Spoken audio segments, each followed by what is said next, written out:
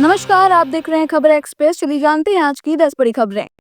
सलमान खान को आतंकी बनाने वाला वायरल लेटर फेक निकला। सोशल मीडिया पर वायरल एक लेटर में दावा किया गया कि पाकिस्तान सरकार ने सलमान खान को आतंकी घोषित कर एंटी टेररिज्म एक्ट 1997 की चौथी सूची में डाल दिया है। कहा गया कि सलमान ने सऊदी अरब में एक इवेंट के दौरान बलूचिस्तान को पाकिस्तान से अलग बताया था, जिसके बाद ये कार्रवाई हुई, लेकिन जांच में ये दावा फर्जी निकला। रिपोर्ट्स के मुताबिक सलमान का बयान 17 अक्टूबर को आया था, जबकि लेटर की तारीख 16 अक्टूबर की है। साथ ही उसी नंबर का एक असली लेटर भी पाकिस्तान सरकार ने जारी किया था। इन तथ्यों के आधार पर यह साफ हो गया कि वायरल लेटर फेक है और सलमान खान पर कोई कार्रवाई नहीं हुई है।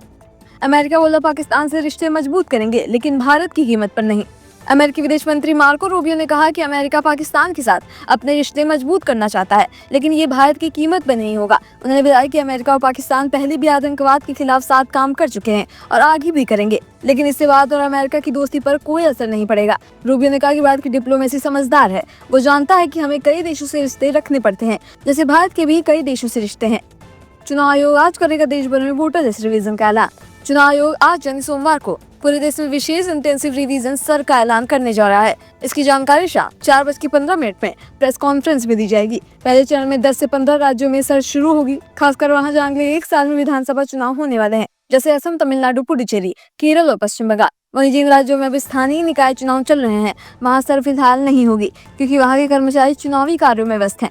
चुनाव खत्म होने के बाद उन राज्यों में भी सत्र की प्रक्रिया शुरू की जाएगी।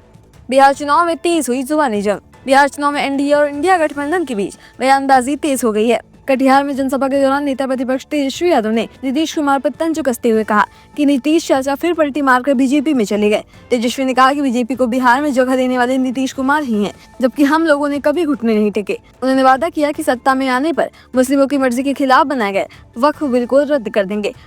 महाराष्ट्र डॉक्टर सुसाइड केस में दूसरी गिरफ्तारी, सब इंस्पेक्टर गोपाल बदने ने किया सरेंडर। महाराष्ट्र की चर्चित महिला डॉक्टर सुसाइड केस में शनिवार को बड़ा अपडेट सामने आया है। फरार चल रहे सब इंस्पेक्टर गोपाल बदने ने फलटन ग्रामीण थाने में सरेंडर कर दिया, जिसके बाद पुलिस ने उसे गिरफ्तार कर लिया है। कोर्ट ने बदने को 30 अक्टूबर तक पुलिस कस्टडी में भेज दिया है। इससे पहले सॉफ्टवेयर इंजीनियर प्रशांत बांकर को गिरफ्तार किया गया था, जो डॉक्टर के मकान मालिक का बेटा है। उस पर रेप और आत्महत्या के खिलाफ उकसाने का आरोप है। विपक्ष के नेता राहुल गांधी ने इस मामले को संस्थागत हत्या बताया और कहा कि जिन पर जनता की सुरक्षा की जिम्मेदारी थी, वही इस जघन्य अपराध में शामिल निकले। पीएम मोदी ने मन की बात के 127वें एपिसोड में दी छठ पूजा की शुभकामनाएं।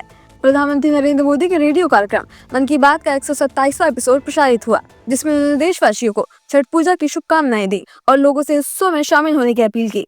पीएम ने कार्यक्रम में जीएसटी बचत उत्सव, सरदार पटेल की 125वीं जयंती और रन फॉर यूनिटी जैसे विषयों पर चर्चा की। असम की लाडली जुबिन गर्ग को श्रद्धांजलि। सिंगर जुबिन गर्ग की मौत 19 सितंबर को सिंगापुर में डूबने से हुई थी, जिसके बाद 23 सितंबर को उनका अंतिम संस्कार सोनापुर जिले के कमरजुली गांव में किया गया। गुवाहाटी से करीब 31 किलोमीटर दूर ये जगह अब श्रद्धालुओं के लिए देवालय बन गई है। रोजाना 5 से 10 लोग, कुछ तो 800 किलोमीटर दूर से उनकी समाधि पर पहुंच रहे हैं। जुबिन के सम्मान में अब तक 5 लाख से ज्यादा असमिया गमछे और हजारों चुट्टियां चढ़ाई जा चुकी हैं। लोग वही पारंपरिक गमछा पहनकर आते हैं, जिसे जुबिन अपनी असमिया पहचान मानते थे।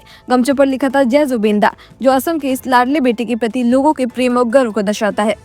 अक्षरा सिंह ने पवन सिंह की पत्नी ज्योति सिंह का किया सपोर्ट। भोजपुरी एक्ट्रेस अक्षरा सिंह ने पावर स्टार पवन सिंह की पत्नी ज्योति सिंह के समर्थन में बयान दिया है।